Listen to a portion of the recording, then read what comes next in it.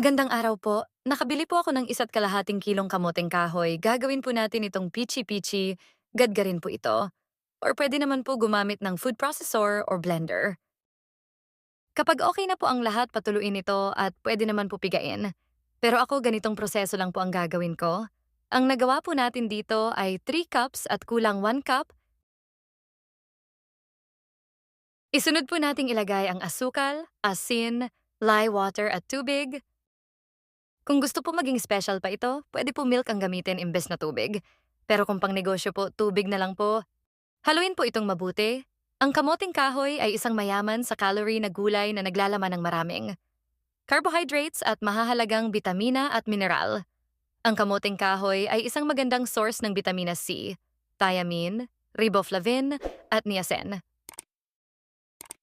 At dahil may flavor po ang lulutuin natin, hahatiin po natin ito sa tatlo.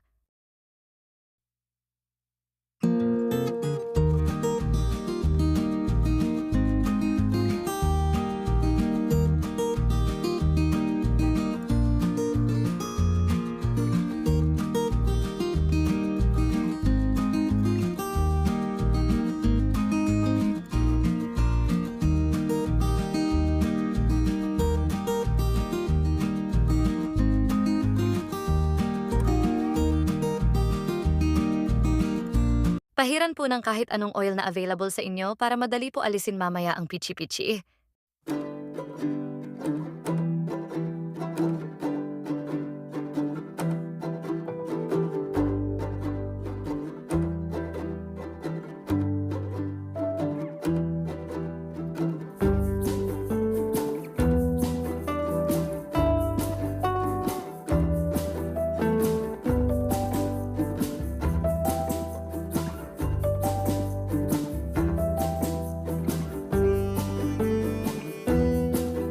Steam po natin ito ng 15 minutes o hanggang sa maluto na po ito.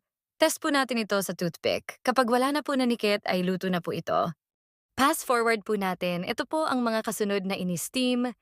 Isalin po natin ito sa bilaw. Lagyan po ng cheese o kinudkod na niyog. At dahil malayo po sa palengke, wala po ako available na niyog. Pasensya na po. Hindi na bago sa ating mga Pinoy ang pagkamahilig sa kakanin. Kaya naman sangkatutak na kakanin ang maimbento mula noon hanggang ngayon.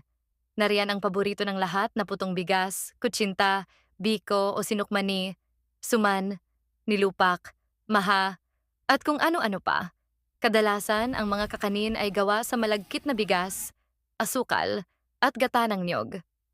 Subalit ang pichi-pichi recipe ay isang uri ng kakanin na ginagamitan ng kamoteng kahoy o balinghoy.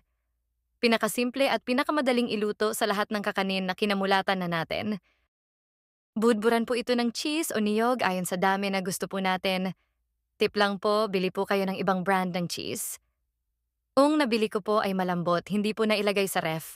Kaya nahirapan po tayo dyan. Salamat po sa inyong lahat sa patuloy na pagsuporta. Ingat po tayo lahat. God bless us all.